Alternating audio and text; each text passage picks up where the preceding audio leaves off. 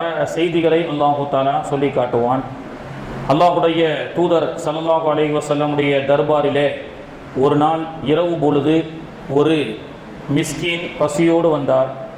வந்து அல்லாஹுடைய தூதர் அவர்களே, இன்று இரவு எனக்கு உணவு ஏற்பாடு செய்து தாருங்கள் அப்படி என்று கேட்டார். அல்லாஹுடைய தூதர் ஸல்லல்லாஹு அலைஹி வஸல்லம் அவர்கள் தன்னுடைய தோழர்களான சஹாபாக்கள் மஜ்லிஸிலே அமர்ந்து கொண்டிருக்கும் பொழுது அல்லாஹுடைய தூதர் கேட்டார்கள், வந்திருக்கக்கூடிய மிஸ்கீனுக்கு யார் உணவளிப்பது இன்று இரவு அப்படின்னு கேட்டாங்க. அபூ தல்ஹா ரலியல்லாஹு அன்ஹு என்ற நபி தோழர் எழுந்திருச்சு, அன யா ரசூலல்லாஹ், நான் அவரை வீட்டுக்கு அழைத்து சென்று இன்று விருந்தளிக்கிறேன் அப்படி என்று சொன்னார்கள். பெருமானார் அவர்கள் அமைதியாக இருந்தார்கள்.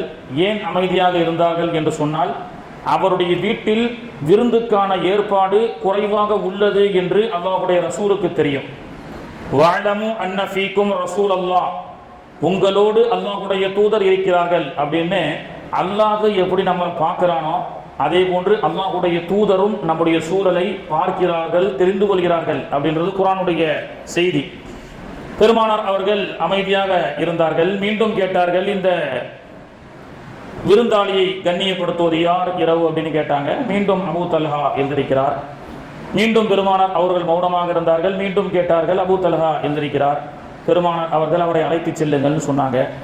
அபூ தல்ஹா வீட்டுக்கு ஓடோடி சென்று விருந்தாளிக்கு என்ன உணவு இருக்கிறது என்று வீட்டில் கேட்கும் பொழுது அந்த அம்மையார் அவருடைய மனைவி சொன்னார்கள், அல்லாஹ்வின் மீது ஆணையாக உங்களுக்கும் எனக்கும் நம்ம பிள்ளைகளுக்கு உண்டான ஒரு 4-5 ரொட்டிகள் தான் இருக்கும் அப்படி என்று சொன்னார்கள்.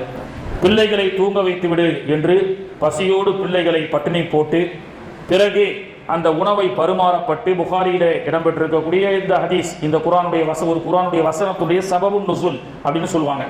சில வசனங்கள் சில காரணத்தால் இறக்கப்படும். அந்த மாதிரி இறக்கப்பட்ட ஒரு வசனம் தான் இன்னைக்கு ஓதணும், புகாரியில பதிவு செய்யப்படுகிறது. அபூ தல்ஹா ரலியல்லாஹு அன்ஹு அவர்கள் வீட்டில் என்ன செய்யறாங்க, மனைவி இடத்துல சொல்றாங்க, உணவை வைத்து விட்டு சாப்பிட ஆரம்பித்தவுடன் விளக்கை அணைத்து விடுகின்றேன். இருட்டாயிரும். அவருக்கு முன்னாடி நான் சாப்பிடுவதை போன்று வெறும் தட்டை வச்சு நான் ஆக்ஷன் மட்டும் பண்ணிக்கிறேன். இருக்கிற அந்த 4 ரொட்டியை வந்த அல்லாஹுடைய தூதருடைய விருந்தாளி சிறப்பாக சாப்பிடட்டும்னு சொல்லி அந்த மாதிரி விளக்கை அணைத்து இவர்கள் சாப்பிடுவதை போன்று வாயை மட்டும் அசைத்தார்கள். இருட்டிலே வந்த விருந்தாளிக்கு இருந்த அந்த 4 ரொட்டியை கொடுத்துவிட்டு மனைவி, பிள்ளைகள், இவர்கள் குடும்பமே பட்டினியாக அல்லாஹ்வுடைய விருந்தாளிக்கு உணவை அளித்துவிட்டு அன்று இரவு பட்டினியாக கிடக்கிறாங்க, பட்டினியா கழிச்சாங்க. மறுநாள் காலையில் அபூ தல்ஹா அல்லாஹ்வுடைய ரசூலை ஃபஜருடைய தொழுகையில் பார்ப்பதற்கு முன்பே இந்த செயலை அல்லாஹு தஆலாவுடைய அரிசிக்கு எட்டி வானவர் கோமான் ஜிப்ராயில் அலைஹிஸ்ஸலாம் மூலியமாக யூஸரூன அலா அன்ஃபுஸிஹிம் வலவ் கான பிஹிம் ஹஸாஸா, என்னுடைய இந்த அன்சாரிகளுடைய உபகரணம் எப்படிப்பட்டது என்று சொன்னால், உலகத்தில் அதுபோன்று யாருக்கும் உதவி செய்ய முடியாது. அதனால்தான் அன்சாரிகள், உதவி செய்யக்கூடியவர்கள் என்றே அவர்களுக்கு பெயர். அப்படிப்பட்ட அந்த இரவில் நடந்த அந்த செய்தியை அல்லாஹ் தஆலா வெளிச்சமிட்டு காட்டினான். இரவில் யாருக்கும் தெரியாமல் அல்லாஹ்வுக்காக செய்த அந்த விருந்தோம்பல், அந்த தர்மத்தை அல்லாஹ் பொருந்திக் கொண்டு கியாமத் நாள் வரைக்கும் அந்த இருட்டில் நடைபெற்ற அந்த குடிசை வீட்டில் நடைபெற்ற அந்த செய்தியை குர்ஆனிலே அல்லாஹ் தஆலா சொல்லி காட்டுகின்றான். இதுதான் சஹாபாக்களுடைய தியாகம். கண்ணியத்திற்குரியவர்களே, ஆக சொல்லப்படுகிறது, விருந்தோம்பல் தாராள மனதுடைய சில பேர் இருப்பாங்க. விருந்து வைத்து பிறரை சாப்பிட வைத்து மனம் குளிரக்கூடிய நல்ல உள்ளங்கள் இருக்கு இல்லையா, தாராளமான மனம் உடையக்கூடிய நல்ல மக்கள் இருப்பார்கள். விருந்து மற்றவர்களுக்கு சாப்பிட வச்சு பார்த்து சந்தோஷப்படுறது, இந்த மாதிரி விருந்தோம்பலுடைய நல்ல குணமுடையவருடைய வீட்டிலே சென்று சாப்பிட்டால் அந்த சாப்பாடு அருமருந்து என்று சொன்னார்கள் அல்லாஹ்வுடைய தூதர் ஸல்லல்லாஹு அலைஹி வஸல்லம். கஞ்சன் வீட்டிலே சென்று சாப்பிட்டால் அந்த உணவு என்பது நோய் வரக்கூடிய அது ஒரு விஷமாக இருக்கிறது என்று அல்லாஹ்வுடைய தூதர் ஸல்லல்லாஹு அலைஹி வஸல்லம் அவர்கள் சொல்லி காட்டுகின்றார்கள். அந்த கறி இறைச்சியை வச்சுட்டு அப்படியே பார்த்துட்டு இருப்பார், எத்தனை துண்டு எடுக்கிறான்னு தெரியலையே அப்படின்னு சொல்லி. இந்த மாதிரி உள்ள கஞ்சருடைய வீட்டில் என்ன செய்யாதீங்க, போய் சாப்பிடாதீங்க. அந்த சாப்பாடு என்பது கறியாக இருக்கலாம், பிரியாணியா இருக்கலாம், எது வேணாலும் இருக்கலாம், அது உங்களுக்கு நோயை தரும் என்று அல்லாஹ்வுடைய தூதர் ஸல்லல்லாஹு அலைஹி வஸல்லம் அவர்கள் நமக்கு சொல்லி கொடுத்தார்கள். விருந்தோம்பல், வீடுகளிலே விருந்தாளிகள் வருவது பரக்கத்.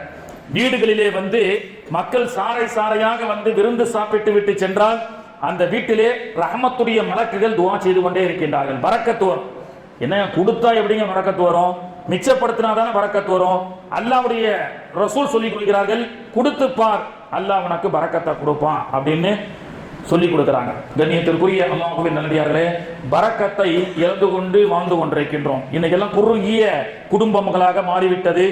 உணவு சமைத்து கொடுக்கக்கூடிய அளவுக்கு உண்டான பெண்களுக்கு இன்னைக்கு சபூர் இல்லை. இன்னைக்கு எல்லாமே ஸ்விக்கி ஜொமேட்டோ தான். ஸ்விக்கி ஜொமேட்டோ தான். சகருக்கும் சர்வீஸ், இஃப்தாருக்கும் சர்வீஸ். இந்த மாதிரி ஒரு சூழல் தான் இன்னைக்கு ஏற்பட்டு விட்டதே தவிர ஒரு 5 பேருக்கு 10 பேருக்கு அந்த காலத்துல எல்லாம் உணவு வைத்து பரிமாறிய பெரிய குடும்பங்கள் அதெல்லாம் நல்லா பரக்கத்து வச்சிருந்தான். அன்னைக்கு கூட சும்மா சொன்னேன், அன்னைக்குலாம் ஒரே வீடு ஒன்றும் அவ்வளவு விசாலமா இருக்காது. 300 ஸ்கொயர் ஃபீட் 400 ஸ்கொயர் ஃபீட், 5 பிள்ளைங்க 7 பிள்ளைங்க 8 பிள்ளைங்க. அத்தா ஒருத்தர் தான் சம்பாதிப்பாரு. அவருடைய வருமானத்துல எல்லாரும் சாப்பிட்டோம். என்ன அப்போ ஞாயிற்றுக்கிழமை ஆச்சுன்னா ஒரு 1/4 கிலோ ஆட்டுக்கறி வாங்கிட்டு வருவாரு. அதை அம்மா குழம்பு வச்சாங்கன்னா அந்த 10 பிள்ளைகளும் அந்த குடும்பமே அந்த 1/4 கிலோ ஆட்டுக்கறிய பரக்கத்தா சாப்பிட்ட காலம் போச்சு. ஆனால் இன்னைக்கு ஒரு முழு கோழிய தந்தூரியா சாப்பிடுறாங்க. பரக்கத் இல்ல, உணவே விஷமாக மாறிய காலத்திலே வாழ்ந்து கொண்டிருக்கின்றோம். அப்போ பரக்கத்து கொஞ்சம் கொஞ்சமாக இழக்கப்பட்டு கொண்டிருக்கின்றோம். எப்பொழுது கஞ்சத்தனத்தை அதிகப்படுத்தினோமோ மிச்சப்படுத்துகின்றோம் என்ற பெயரிலே இது போன்ற விருந்தோம்பல்கள் தர்மங்களை என்று நாம் கஞ்சத்தனத்துக்கு சொந்தக்காரர்களாக ஆகிவிட்டோமோ அல்லாஹ்வும் அந்த பரக்கத்தை இழக்க செய்தான். அதே போன்று எல்லாத்திலையும் பரக்கத்து இருக்கு. உஹதுக்கு பக்கத்துல நீங்க வாய்ப்பு இருந்தா உஹது மலையை மட்டும் ஜியாரத்துல காண்பிப்பார்கள். உஹதுக்கு பக்கத்து சந்தில பெருமானார் அவர்கள் உடல் சுகமில்லாமல் அடிபட்டு உஹது யுத்தத்துல காயப்பட்டு பக்கத்துல ஒரு மலை அடிவாரத்துல ஒரு கூடாரம் அமைத்து அங்கே அல்லாஹ்வுடைய தூதர் அவர்கள் சிகிச்சை பெற்றுக் கொண்டிருந்த இடம் ஒன்று இருக்கிறது. அல்லாஹ்வுடைய தூதர் சாய்ந்து சஹாபாக்கள் அழைத்து சென்று கை தாங்கலாக உஹதுல சில போர்கள்ல சில பிரச்சனைகள் ஆயிருச்சு. எதிரிகள் வந்து தாக்க ஆரம்பிச்சிட்டாங்க. பெருமானார் அவர்களுக்கு கடுமையான ரணம் ஏற்பட்டது. பள்ளி ஷஹீதாக்கப்பட்டது. என்ன ஒரு ஈட்டி வந்து ரசூலுல்லாஹ்வுடைய ஒரு முகத்திலே குத்திக்கிட்டு வரமாட்டேன்றது. ஒரு இரும்பு ஈட்டினுடைய ஒரு முனை ரசூல் ஸல்லல்லாஹு அலைஹி வஸல்லமுடைய அந்த இதுல என்ன சொல்றதா தாடை, இந்த தாடையில குத்திட்டு வரல. ஒரு சஹாபி, அவங்களுடைய பேர் பார்க்கல, அவங்க பேர் ஞாபகத்துக்கு வரல. அதை எந்த சஹாபாக்களோ எடுத்து பார்க்கறாங்க, கையால எடுக்க முடியல. அவ்வளவு ஸ்ட்ராங்கா ரசூலுல்லாஹ்வுடைய அந்த மேனியிலே பற்றிருக்கிறது. ஒரு நபித்தோழர், அந்த நபித்தோழர் என்ன செய்கின்றார்? தன்னுடைய பல்லால் கடித்து அதை எடுக்கிறார், முயற்சி செய்கிறார். ஒரு பல்லு உடைகிறது, 2 பல்லு உடைகிறது. இப்படியாக ஒவ்வொரு பல்லாக உடைய பல் உடைந்தால் முகம் எப்படி இருக்கும்?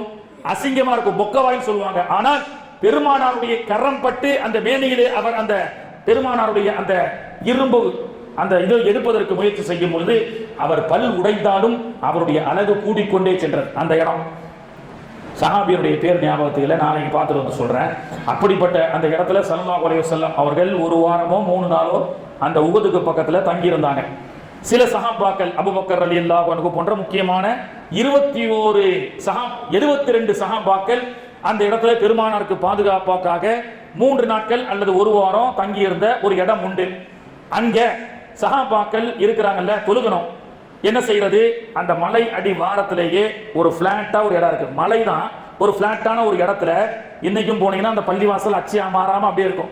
ரசூலுல்லாஹ் சஹாபாக்கள் தொழுத அந்த பள்ளிவாசல் கற்களை மட்டும் அடுக்கி வைத்திருப்பார்கள். கற்களை மட்டும் அடுக்கி என்ன செய்யறாங்க? ஒரு ஸ்கொயரா ஒரு பள்ளியை ரெடி பண்றாங்க சஹாபாக்கள் தொழுகைக்காக. ஒரு சஃப்ல இன்னைக்கும் போய் பார்த்தீங்கன்னா 7 பேர் நிக்கலாம் அந்த பள்ளிவாசல்ல. பள்ளிவாசல்னா கல்லால் அடுக்கப்பட்டிருக்கிறது. 7 பேர் கொண்ட ஒரு சஃப். அத்தா 7 பேர் கொண்ட ஒரு சஃப். 3 சஃப்ல எத்தனை பேர்டா? 7 3s are 21 21. அத்தா கரெக்டா சொல்லிட்டாங்க கணக்கு. அப்ப அந்த அமைப்பில் இருக்கக்கூடிய அந்த பள்ளிவாசல் இன்னும் அப்படியே இருக்கிறது. எத்தனை பேர் நிக்கலாம்? 21 பேர் நிக்கலாம். ஆனா இருக்கக்கூடிய சஹாபாக்கள் எத்தனை பேரு? 72 பேர். 72 சஹாபாக்கள் அல்லாஹ்வுடைய தூதர் தொழு வைப்பதற்கு முன்னாடி சென்று விட்டார்கள். அபூபக்கர் ரலியல்லாஹு அன்ஹு முன்னாடி போறாங்க. முக்கிய சஹாபாக்கள் எல்லாம் போய் பள்ளி கூட்டமாகும் பொழுது பின்னாடி நின்ற சில நபி தோழர்கள் என்ன செய்யறாங்க? பள்ளி சின்னதா இருக்கு, 21 பேர் தான் நிக்க முடியும். ஆனா 72 பேர் இருக்கிறோமே அப்படின்னு இருக்கும் பொழுது நீங்க பாட்டுக்கு உள்ள வாங்க, இந்த பள்ளியை அல்லாஹ் தஆலா பரக்கத்தாக்கி வைப்பான் அப்படின்னு சொல்லி அல்லாஹ் அந்த தொழுகையினுடைய நேரத்துல சஹாபாக்கள் உள்ளே செல்லும் பொழுது வானவர் கோமான் ஜிப்ராயில் அலைஹிஸ்ஸலாம் மூலமாக இன்னைக்கு ஓதப்பட்ட ஆயத்திலே அல்லாஹ் தஆலா சொல்லி குறிக்கின்றான், யா அய்யுஹல்லதீன ஆமனூ, ஓ ஈமான் கொண்ட மக்களே, இதா கீல லக்கும் தஃபஸ்ஸஹு ஃபில் மஜாலிஸி ஃபஃப்ஸஹு யஃப்ஸஹில்லாஹு லக்கும். ஆயத் இறங்குது அந்த பள்ளிவாசல்ல. வாய்ப்பு இருந்தால் அந்த பள்ளிவாசல்ல சென்று தொழ பாக்கியத்தை அல்லாஹ் தஆலா நமக்கு தருவானாக. இன்னும் அச்சு அசல் மாறாம அப்படியே இருக்குங்க. அந்த இடத்தில் தான் இந்த ஆயத் இறங்குகிறது. ஓ ஈமான் கொண்ட மக்களே, மஜ்லிஸை விசாலப்படுத்தி அடுத்தவர்களுக்கு இடமளியுங்கள். அதனால தான் ஜும்மால நெருங்கி வாங்க அப்படின்றோம். பள்ளிவாசல் நம்ம ஏதோ வரோம் போறோம் அப்படின்றதுனால நமக்கு அதை பத்தி திங்க் பண்றது இல்ல. சில நேரங்கள்ல 700 பேர் மட்டுமே கெபாசிட்டி உள்ள ஒரு பள்ளிவாசல்ல 1000 பேர் தொந்தரவு போயிருவாங்க, தெரியாது. அல்லாஹ் பள்ளிவாசலை பரக்கத்தாக்கி வைத்திருப்பான்.